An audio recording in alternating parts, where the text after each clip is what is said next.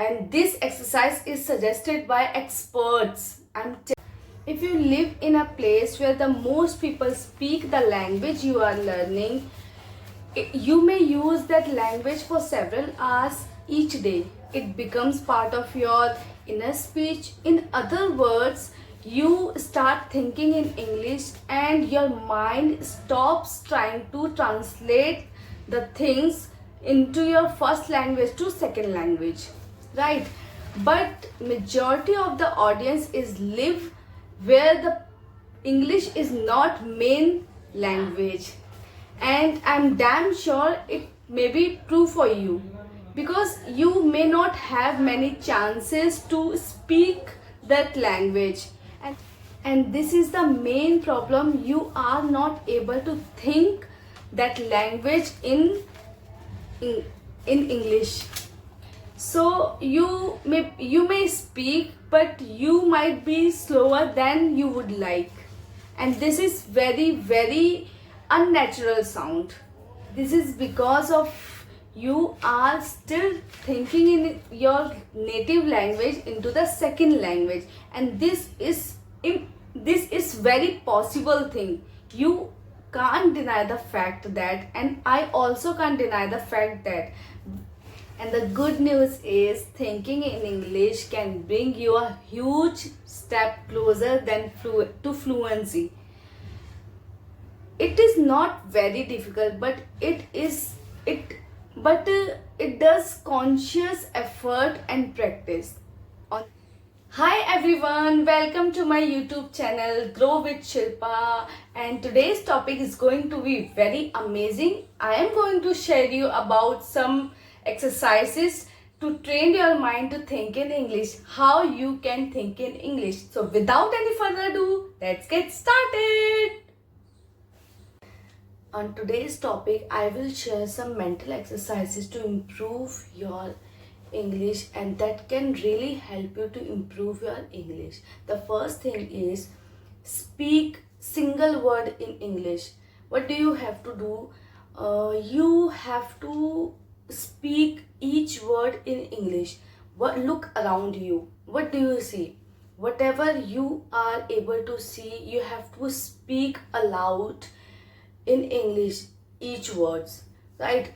And let me tell you one thing, most expert note that it is very good to start small thing, right? So if you start small thing, then it will help you to improve, make your sentence. And let me give you a very good example. Everyone knows Charles Thomas. Charles Thomas has taught of union member, teenager and children for long time. He also helped to open many schools, and he currently works an international school in Washington, DC. Right? Thomas tells his student what they are see around, try to name in English. And let me tell you, it becomes more a habit of you, and the things are going to pop up in your mind. What do you see? If you like computer, TV, paintings, you have to only speak in English. You have to try name in English. Okay, this exercise you can do at home, and you can do this exercise after waking up and before to sleep it, right? And if you do the thing, it will really become your part of your life. Don't think what happened ahead. You just have to try to practice and try to name each single word. Okay, then first you have to try only noun, and then you can add some verb. After that, you are able to make the sentence correctly, right? So let's move on. The next tip is and describing unknown words. What do you have to do? Suppose you are not aware of the word garage, right? You couldn't think what is the name of garage. but you know what is the work of that, right? It means you have to describe the thing. If you can say this is adjacent to my house and I can put my car parked here, and I can it is next to my house and I keep my car here. You don't know what is the name of garage, but you have to explain the thing you do at that time in there, right? So this is how you can describe the words, right? Let's move on. The next tip is think in sentences in English and very simple words. Suppose, what do you do on the regular basis? Whatever you are doing at this time, suppose I am eating food, I am writing my notebook, I am reading my book, I am watching my TV, you have to describe the thing, and you have to just tell in English whatever you are doing at this time. You can, I'm combing my hair, I'm reading my book, and I am rolling my chapati, I'm eating my food, I'm watching my TV. It will help you to make your sentence correctly, and you are really able to speak the sentence slowly. Very simple you have to. Don't try to difficult words. It can get stuck you. Use only simple and easy words, because you are a beginner, because you are a learner, and you have to learn simple word only. Let's move on. The next tip is describe your daily routine, and this exercise is suggested by experts. I'm telling you, whatever you do on a daily basis, you have to describe your word. What do you do from morning to night? Whatever do every day, you can describe your daily routine, your day.